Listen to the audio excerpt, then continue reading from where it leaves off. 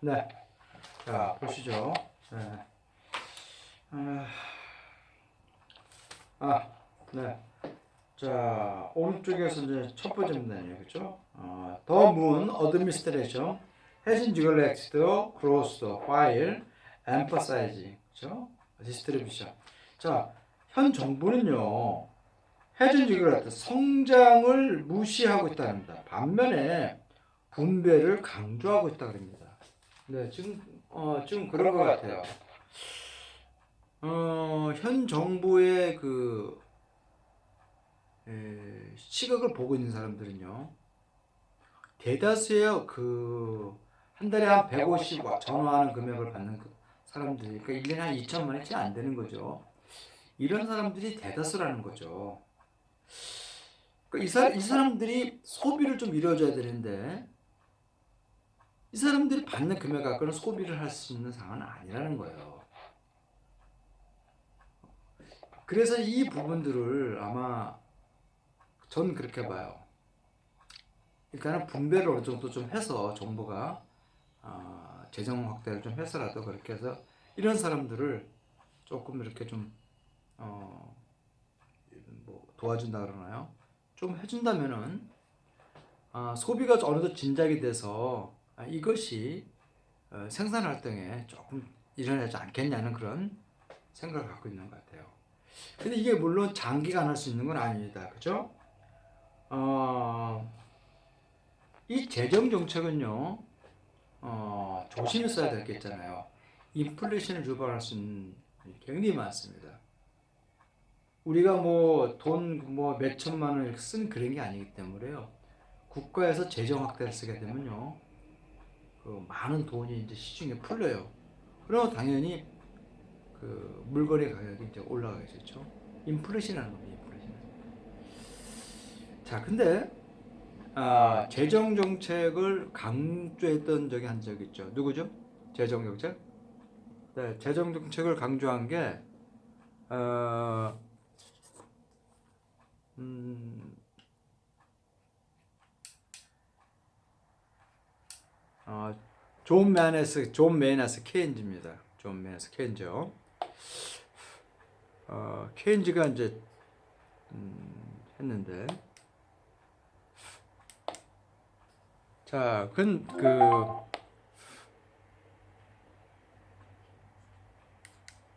케인즈는요, 이 재정 정책을 쓰면서 결국 장기적으로 쓸 수는 없다 그럽니다. 케인즈도 사실은 뭐 통화폐론자라고 얘기하지만 사실 케인즈는요 통화폐론자가 아니에요. 굉장히 그 뭡니까 전통적인 그런 그 전통 그런 그 시장 경제를 중시하는 그런 시장 자유론자예요. 그러나 이 시장 경제가 어느 날 붕괴되는 걸 잠깐 봐요. 자, 보세요. 그 케인즈가 보던 시점이요. 어,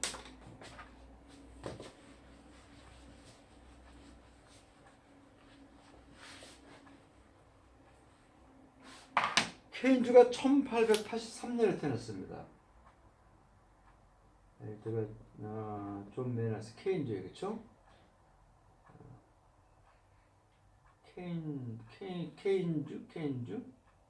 케인주 이렇게 쓰나요? 케인주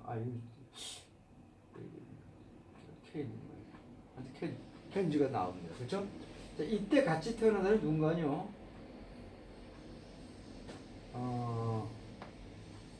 슌페터가 태어났어요, 또. 슌페터가 태어났어요.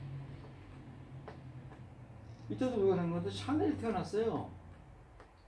샤넬.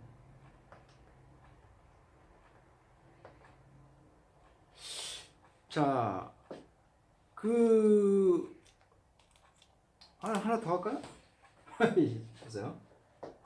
자, 이런 세계에서 이렇게 좀 중요한 위치를 차지했던 사람이 있는데 또 얘는 누구냐?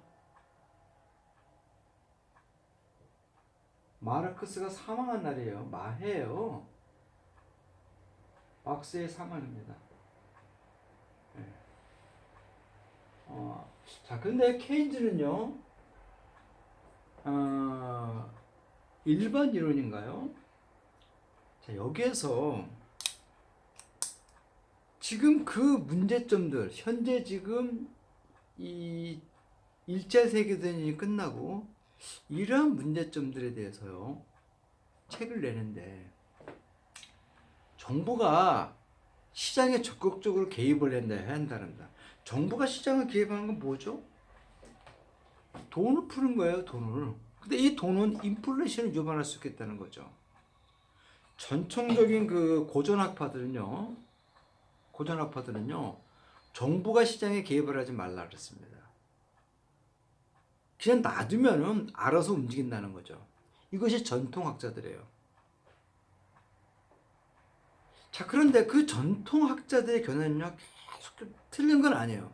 그러나 이들의 전통학자들의 견해는요, 항상 일정한 시간이 지나면 항상 문제를 일으켜요. 얼마나 큰 문제는 거니? 사회적으로 굉장한 혼란을 일으키면서 국가 간의 전쟁을 유발하게 됩니다. 실제 우리가 이제 잘 안 알려져서 그렇죠. 산업혁명이 완성된 시점이 1800년 딱 중반 되면요, 유럽에서 전쟁이 굉장히 많이 터집니다. 크고 작은 전쟁이 많이 터집니다. 이런 전쟁의 결과가 사실은 1차 세계대전과 2차 세계대전이에요. 사실 유럽은요, 거의 뭐 20년, 30년의 기간에 항상 이 전쟁이 자꾸 크고 작은 터졌습니다. 지금처럼 이렇게 70년 이상 간다는 건요, 유럽 사회가 굉장히 평화로운 그런 상태라고 봐야 되겠죠. 근데 이거는 어쩌면요, 폭풍 전야 같은 느낌이라고들 얘기를 해요. 자, 그런데 케인즈는요, 여기서 그런 말 하는 거죠. 지금 정부가 시장을 개입하지 않으면은 생산 활동이 안 된다는 거죠. 생산을 해야지 일자리가 나오지 않느냐. 그죠? 그러니까 그 생산을 해주려면 물건을 팔아줘야 그 물건 누가 팔아주느냐? 없는 거예요. 그러니까 대규모 물건을 구매할 수 있는 거는 정부밖에 없다는 거죠. 그러니까 정부가 시장에 개입해서 이 뭐 국가의 기간 산업을 뭐 이렇게 뭐 하게 하거나 해서 국민 이제 시민들이 급료를 가져가게 한다는 거죠. 근데 고전학자들은 왜 쓸데없는 국가 SOC 같은 거를 만드냐고 이렇게 하냐고요. 허나 이미 시장은요, 기본이 깨졌어요. 기업과 가게 간에 활동하던 그런 거 있잖아요. 보세요.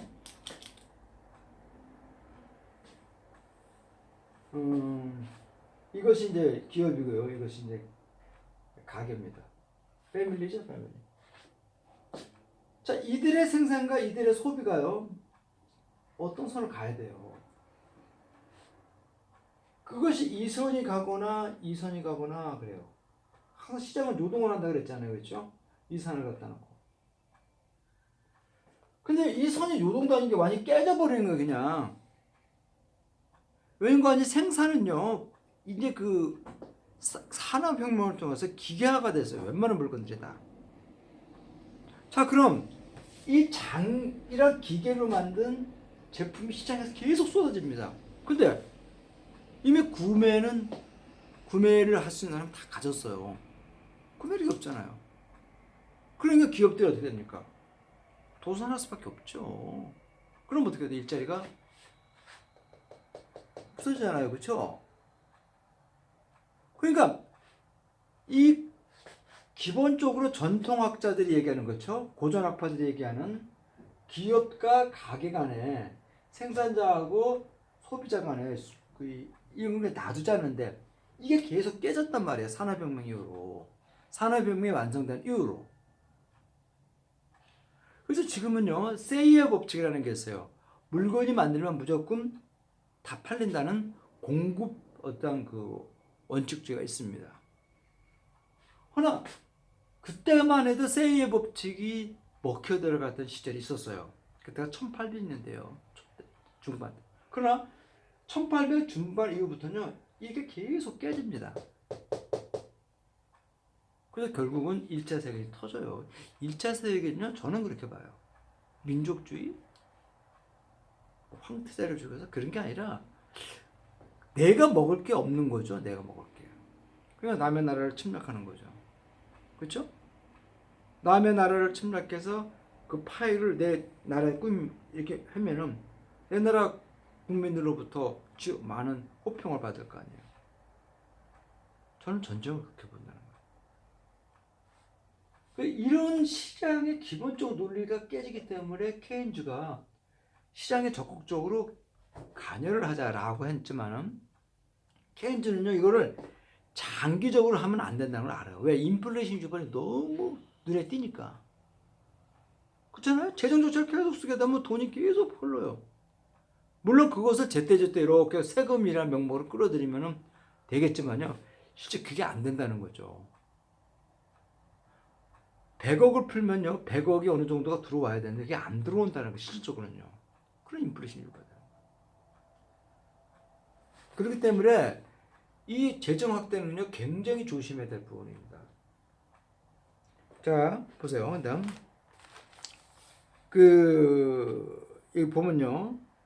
자, 정부는 어떤 분배를 강조를 했다는데 이 분배가요. 저는 장기간 가면 저도 문재인 정부를 반대를 해요. 그러나 지금 시점은요. 분배를 통해서 어느 정도 일할 수 있는 분위기를 대다수 사람들이 없으니까 일할 수 있는 분위기를 만드는 것이 중요하지 않겠냐 이런 생각을 하고 있어요. 이제 문재인 정부가 돌이 2년 됐습니다. 그리고 분배 정책을 쓰고 있고 조만간 저는 그렇게 봐요. 성장 정책을 갈 거라고 보고 있는데 자 한번 보죠. 자 결론적으로 asset the policy죠. 정책이라는 건요, 그렇죠? 이 낮은 없는 사람들을 이렇게 도와주는데 이렇게 의도됐다는 거죠. 그러니까 정책들이 자 어떤 거니? 셔츠 에저 하이커 미니멈 웨이지 그렇죠? 최소 급료 인상이에요, 그렇죠? 최저 수준을 올려주는 거예요, 그렇죠? 최저임금을요. 그리고 또 뭡니까? 일 얘기를 내는 건 뭐죠? 비정규직이죠. 비정규직인 사람을 정규직으로 이렇게 좀 옮겨주는 거, 그렇죠? 전환하는 거요, 그렇죠? 그래 그들의 삶을 심지어 더 그렇게 한다는 거예요. 더 비참하게 만들고 있다라는 거예요. 더 비참하게 만드나요? 더 비참하게 만드는 것은 아니고요. 그럴 수는 있겠죠. 일할 수 있는 게끔 조금 조여줘야 한다는 그런 건 있지만은요. 지금 우리나라 분위기는요. 일을 해도 있잖아요. 내 몸 하나 간수하기가 어려워요. 그럼 일을 안 해요. 지금 그런 저는 느낌을 봐요. 근데 이제 막 김강두 씨나 이런 사람들은 앉아서 책상에 앉아 있으니까 이제 현실감이 떨어지는 얘기를 하고 있는 거겠죠. 그죠? 조금 노학자들이 자기의 과거의 경력 갖고 현실을 잘 현장감을 못 느끼는 것 같아요. 그렇죠? 물론 저도 공감을 합니다. 이렇게 정부가 이렇게 돈을 펴주면요 일을 안 해요. 그러나 과연 지금은 어떤 시점인가 잘 봐지지 않겠는 거죠. 자, 그다음 보세요. 경제가 자 문재인 대통령 첫 해, first year 3% 성장했어요. 그러나 자 그 비율은요 2%로 떨어졌어요. 제 2기 때는요. 자 그리고 예상된다는 거죠. 이제 3년 차에 들어와서는요 1% 수준으로 이렇게 떨어질 거로 예상한다는 거죠. 심각한 문제죠. 자 프레젠트 분 has often said. 자 대통령 문제는 이제 종종 말을 하는데요. 자 우리는요 어떤 나라를 이렇게 만들 거라 그래요. 자 그 나라가 어떤 거니? 모든 사람들이 잘 살 수 있는 나라를 만들 거라는 거예요. 힘들어요. 모든 사람이 잘 살 수 있다는 게. 그렇죠? 사람의 능력이 다 틀리기 때문에 차이는 있어요. 그러나 어느 정도의 최소한의 이런 거는 보장을 해줘야 된다는 거죠. 국가가. 사실 이런 너무 소수의 사람이 너무 많은 걸 갖고 있어요. 그것을 자기가 능력이라 하지만요. 재물은 한계 있잖아요. 한계예요. 재물은 그냥 뭐 이렇게 뭐 장마철에 뭐 그냥 비 오듯이 막 그러는 게 아니에요. 한계가 있습니다. 한계가. 자, 그런 나라에서 모든 사람 잘 살기를 바라는데 참 그것이 의심스럽다는 거죠. 자, 코리안 인크시에이션 그렇죠? 자, 한국 기업들은요. 그런 방향으로 좀 가고 있다 그럽니다. 그렇죠? 자, 한국 기업에는 한국이라는 주식회사 INC가 좀 약자인데요. 기업의 약자인데 한국이라는 그런 기업을 이렇게 비유한 것 같아요. 자, 이거 그렇게 가고 있다 그럽니다. 자, 정부는요. 새로운 길을 찾아야만 하는데 뭐뭐 하지 않냐면요. 자, 이 정부의 목표가 어떤 나라를 만들어야만 한다 그래요. 그래서 어떤 나라인 거니? 모든 사람들이 그죠? 전보다 더 악화되고 있다는 그런 나라를 만들지 않으려면 그죠? 안 되려면은 새로운 어떤 방법을 모색해야만 한다 그럽니다. 자, 노 이코노미 폴리시. 자, 어떠한 경제 정책도요 성공할 수는 없다 그럽니다. 만약에 자 그런 정부가 성장을 무시하게 된다면요, 그렇죠? 에저 프로페서 김, 자 김강두 씨가 이렇게 강조하듯이 정부가 성장을 이렇게 무시한다면요, 성공할 수가 없다릅니다. 자, 독일의 그 모델을 보면요, has succeeded in the distribution. 자, 분배를 이렇게 분배를 하는데 성공을 했어요. 반면에 putting stress on efficiency, 효율성도 상당히 강조를 했다 그럽니다. 그러니까 독일의 모델은 성장과 분배를 잘 했습니다. 굉장히 좋은 모델이죠. 다만 그것이 전체적으로 이런 거죠. 성장 일변도가 들어가면요, 그렇죠? 성장 일변도가 되면은 예를 들어서 이제 이 기간을 10년으로 보잖아요. 이런 건 한 5년으로 보고요. 이게 5년이고 이게 10년입니다. 성장 일변도로 보게 되면요, 이 시간이 짧을 수가 있겠죠, 그렇죠? 그죠? 성장만 바라게 한다면요, 그렇죠? 많은 제도들 이런 것도 성장에다 다 묶어버리면 되니까요. 우리나라는 사실 60년 전에도 그랬으니까요, 그렇죠? 그러나 이게 성장과 분배를 같이 하게 되면요, 여기서 성장과 분배가 같이 있어야 돼요. 디스트리뷰션이. 그럼 투자는 한계 있어요. 제한됐잖아요, 그렇죠? 그럼 성장과 분배를 같이 나눠주면 어떻습니까? 성장만 할 때는 10년 걸리던 게, 예를 들어서 이만큼 하는데 5년 걸리던 게, 그렇죠? 이게 10년 걸려요. 독일 모델은 그런 겁니다. 성장과 분배를 동시에 하다 보니까, 그렇죠? 시간이 조금 걸렸어요. 근데 이거를 쉽게 보고 있는 거죠. 좋은 모델이에요, 좋은 모델.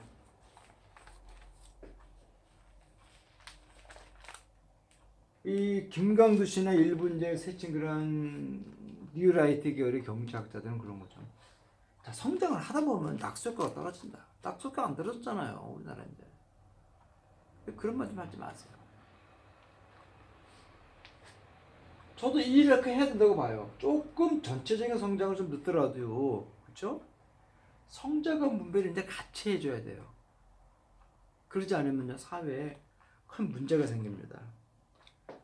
자, 그렇게 해서요, 독일 모델이 그렇다 그러는데요. 자, 그런 건요, could be under alternative option. 아주 대체였다, 대안이 될 수 있다 그랬는데, 독일의 어떤 그런 모델들이. 자, 이제는 시간이 너무 오래 지났다는 거죠. 자, 문재인 정부가, 그렇죠? 분배를 우선으로 하는 정책을 이렇게 반성하는 하는 시간들이 이제 너무 많이 왔다 그럽니다. 그렇죠? 자, 뭐 내용이 짧지만요. 아까 한 얘기 내용을 이렇게 전체 글은 짧지만 내용이 중요한 내용들이에요. 이게 다.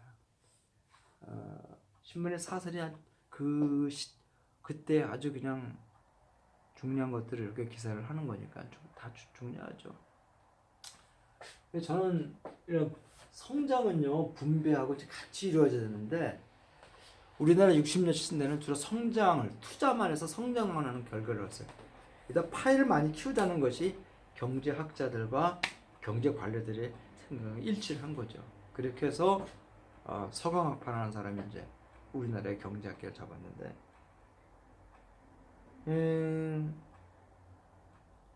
분배가 이제는 이루어져야 돼요. 분배가 이 소수의 아까도 말씀드렸다시피 소수의 가진 사람들이 너무 많은 재물을 가졌어요.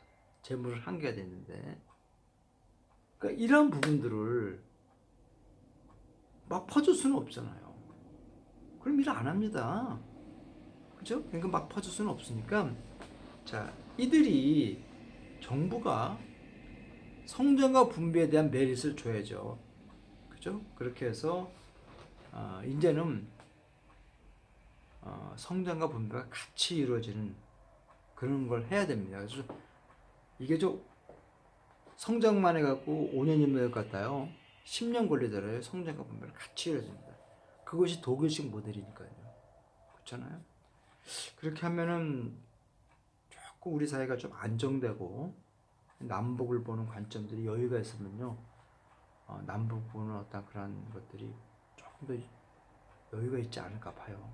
지금 저렇게 극단적으로 막 이렇게 뭐 통일을 반대하고 안 하고 뭐 그렇지는 않을 것 같아요. 그죠?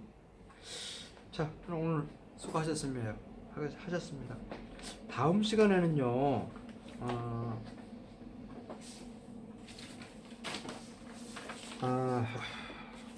그러니 미사일 대화라는 게 있어요. 미사일 대화요, 그렇죠? 아마 북미 간에 아마 미사일 대화가 되겠죠. 미실, 미실포, 요것이 된 거니 요게 뭐게 더즈데이요.